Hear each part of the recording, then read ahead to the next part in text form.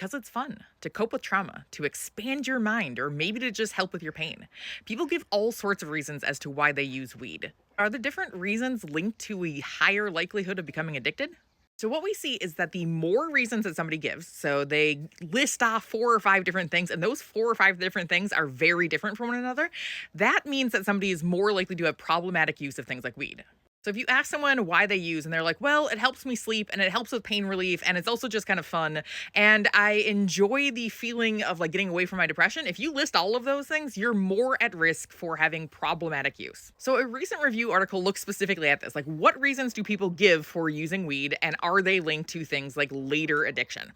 And what they found was a bit of a controversy. Now, weirdly, not a controversy in terms of which reasons are linked to problematic effects, but things like which reasons people give in the first place. So there's actually like this debate about which questionnaire you should ask people. So there's a questionnaire known as the 3M. At least that's what I assume it's called. It literally is just So the five reasons that they give are to cope with a negative mood, to enhance a positive mood, to conform to social expectations, to enhance social situations, and to expand your mind. And that last one, the expansion of the mind, that is one that they specifically added for weed that was not found in alcohol. So they're like, no, alcohol doesn't expand your mind. Now there's another questionnaire that adds things like to help with sleep, because I'm bored, because it's just accessible, because it's lower risk than other things.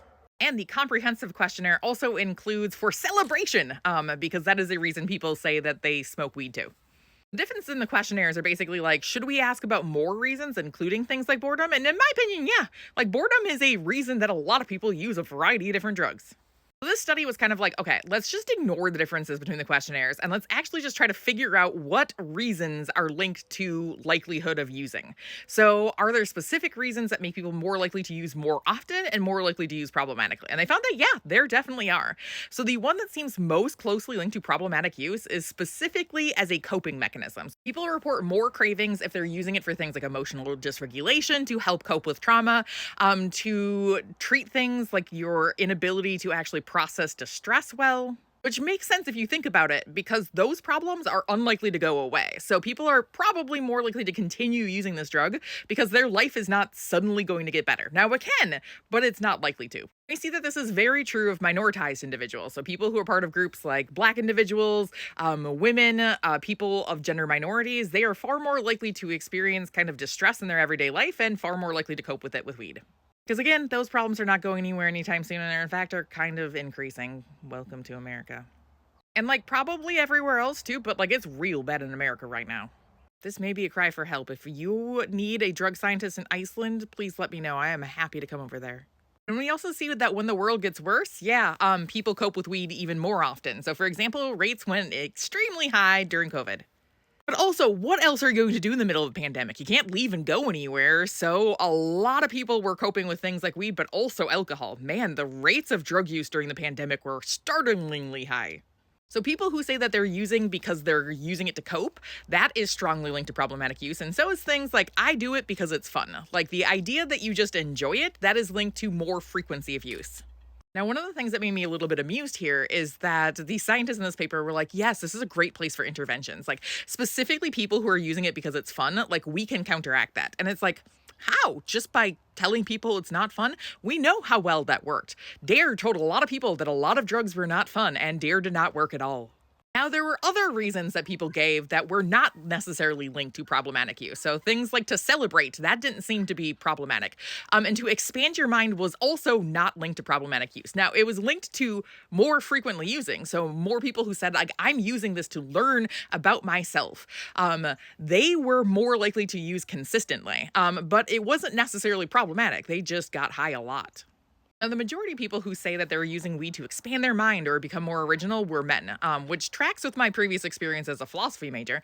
But what we see is that that expansion of mind, that originality, like that is a very specific reason that people are giving.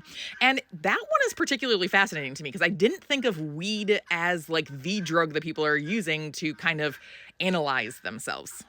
Also, I'm wondering if this reason is going to increase a lot more with the use of AI, which is like decreasing our creativity and originality. I know that is not scientific. We don't have the evidence to suggest anything about what AI is doing right now, other than it's probably bad for you. Now, one of the reasons that people reported for using weed was to fit in, which, side note, if you have to take drugs to fit in with a group, please don't join that group. Those are not good people. Now, the last main reason that people gave for using weed is for medical reasons, and this is a messy one. So, when you look at people who are using weed for medical reasons, what you see is that when they're reporting using weed for medical reasons, they are more likely to have problematic use. Now, the reason that I say this is messy is because the legality of weed in the United States has been tied to medical use, and this is true for other countries too, but specifically the US. It's been tied to medical use first. So, what typically happened is that you would have dispensaries that would come in and that would start up for medical use only. And then, if a state made it recreational, then you could use it for recreational use too. But this meant that a lot of people were getting medical cards because that was the only way that they could actually access this drug. This creates a huge confound. Like maybe those people were more motivated to use weed, and so they were more likely to go out and get a medical card for it. And so the heavier users were also the first users of the medical weed. So like the medical users were then just more likely to be the heavy users in general. And so this data is potentially flawed. Now, we know that people who are older typically report it for more medical reasons, and people who are younger typically report it for more boredom reasons. But the problem is that we rarely actually ask older people why they're using weed. So we're more focused on like, why are teenagers using it? So we can prevent use in like that kind of important developmental period. And once you're like 50, they're like, I don't care if you smoke weed, man. Like, that is not a problem of mine. But if we're trying to figure out which reasons are linked to problematic use, we need that age group too. And so a lot of our data is flawed here. Yes, it seems like coping and it seems like for funsies are reasons associated with problematic use, and some of the other ones not as much. But this is mainly what we see in younger people, and we don't have the data in the older people. Next study, take a group of older individuals who smoke a lot of weed and ask them why. Here we go.